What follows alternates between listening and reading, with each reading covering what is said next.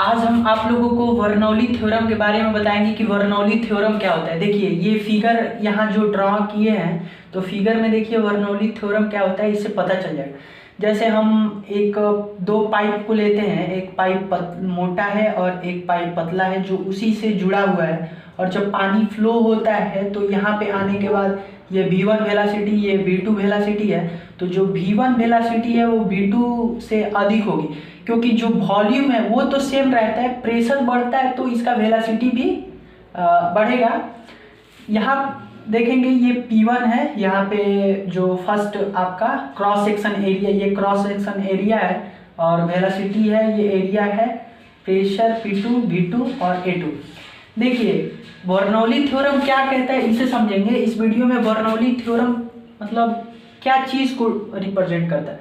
देखिए फिजिक्स में Bernoulli theorem ये कहता है when ideal liquid flow in a cross section area at various point volume is also constant, it is called Bernoulli theorem. यहाँ आपका definition लिख देते हैं, when ideal liquid flow in a cross section area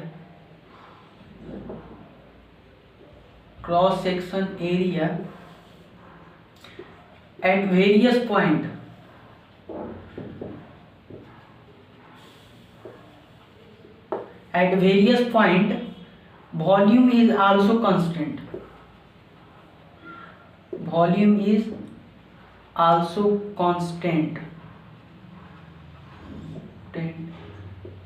it is called Bernoulli theorem। देखिए when ideal liquid flow in a cross section area at various point volume is also constant, it is called Bernoulli theorem. हम दूसरे के theorem पे नहीं जाएंगे, theorem क्या होता है इसके प्रैक्टिकल लाइफ में देखेंगे। जो वॉल्यूम होता है यहाँ भी वॉल्यूम सेम होगा, यहाँ भी वॉल्यूम सेम होगा, यहाँ भी सेम होगा। यही क्रॉस सेक्शन एरिया जो किसी भी पॉइंट पे है, मान लीजिए ए बी सी है, तो इस पॉइंट पे क्रॉस सेक्शन एरिया जो है वो क्रॉस सेक्शन एरिया यहाँ पे ए बी सी मान लीजिए, तो इस पे जो वॉल्यूम है लिक्विड का, आइडियल लिक्विड क्या होता है इसे देखें। जो आइडियल लिक्विड होता है उसका जीरो कॉम्प्रेसिबिलिटी होता है, मतलब संपीड़ितता, जो उसका प्रेशर जब पड़े उस पर तो उसमें कोई इफेक्ट ना पड़े। और जो इसके बाद हम विस्कोसिटी पढ़ेंगे, तो विस्कोसिटी क्या होता है, देखिए जो यहाँ पे फ्रिक्शनल स्पीड होता है उसको विस्कोसिटी कहते हैं, तो इसमें जीरो दोनों होता है। तो आइडियल लिक्विड के बारे में अच्छे से आप जानते होंगे, वाटर है तो आइडियल लिक्विड है। और यहाँ पे ये H हाइट है, H2 हाइट है, या जहाँ H1 H2 से बड़ा है, देख रहे हैं यहाँ पे H1 H2 से बड़ा है। ये जो फिगर में देखेंगे ये जो H1 है ये H2 से बड़ा है। जो वेलासिटी है V2 V1, यहाँ पे मैंने बताया कि V1 बड़ा है, जो पतला पाइप होता है वहाँ पे वेलासिटी बड़ा हो जाता है क्योंकि प्रेशर बढ़ जाता है। यहाँ से पानी आ रहा है और यहाँ पे आएगा तो वेलासिटी इसका बढ़ जाएगा, V2 वेलासिटी V1 से अधिक है। और एरिया का बात करें क्रॉस सेक्शन एरिया का, तो इसका बड़ा है, A1 बड़ा है A2 से। तो यहाँ यही देखेंगे V2 बस बड़ा है, A1 बड़ा है। तो क्या इसमें बड़ा है, देखिए जो एरिया है क्रॉस सेक्शन एरिया A1 जो है इसका क्रॉस सेक्शन एरिया A2 से बड़ा है, और जो वेलासिटी है ये वेलासिटी V2 से कम है, क्योंकि यहाँ पे क्रॉस सेक्शन एरिया अधिक है। आप कंटिन्यूटी वो पढ़े होंगे, जो फ्लो ऑफ लिक्विड होता है उसका जब एरिया बढ़ता है तो वेलोसिटी घटता है। तो ये एब्सोल्युटली है कि जब एरिया A1 बड़ा है तो B1 बड़ा नहीं होगा, ये इसके क्रॉस सेक्शन में होता है। इसके बाद हम बर्नौली थ्योरम के अनुसार प्रेशर एनर्जी और काइनेटिक्स एनर्जी और पोटेंशियल एनर्जी, इन तीनों का जो सम ऑफ ऑल है, प्रेशर एनर्जी, काइनेटिक्स और पोटेंशियल एनर्जी, वो कांस्टेंट होता है। यही इस फार्मूला के बराबर होता है। तो इसको समझेंगे प्रेशर एनर्जी क्या होता है। जो प्रेशर एनर्जी है वो वर्क के बराबर होगा। ये वर्क इज इक्वल टू आपका F इंटू एस होता है, आप जानते हैं। अब फोर्स और डिस्प्लेसमेंट है।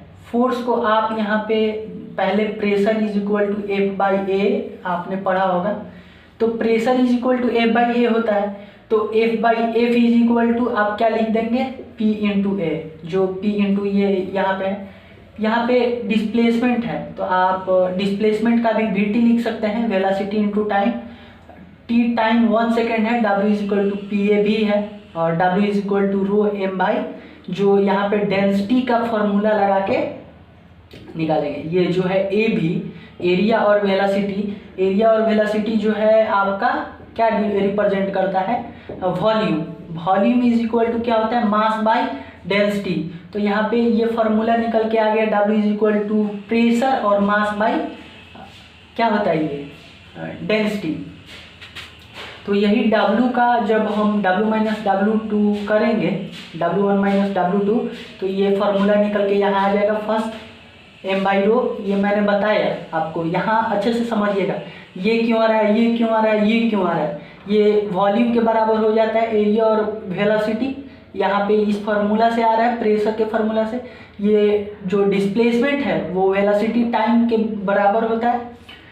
यहाँ जब आगे इस फार्मूला को प्रेशर एनर्जी निकल गया तो काइनेटिक्स एनर्जी निकालेंगे और पोटेंशियल एनर्जी निकालेंगे, और तीनों का सम करेंगे तो इस फार्मूला के बराबर हो जाएगा।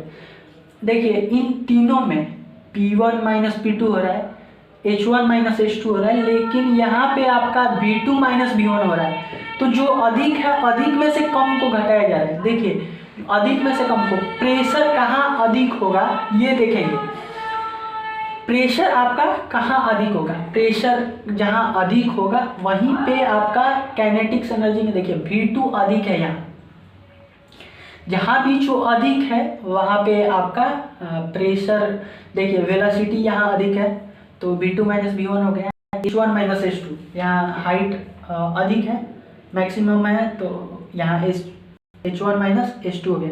बर्नौली थ्योरम यही कहता है, आपका ये फार्मूला होता है, इसको सॉल्व करेंगे तो इस सम को प्रेशर एनर्जी, काइनेटिक्स एनर्जी, ये फर्स्ट है, ये सेकंड है, ये थर्ड है। इन तीनों जब हम सम करेंगे, प्रेशर एनर्जी, काइनेटिक्स एनर्जी और पोटेंशियल एनर्जी, तो P plus half rho B square plus rho G H is equal to K constant के बराबर होगा।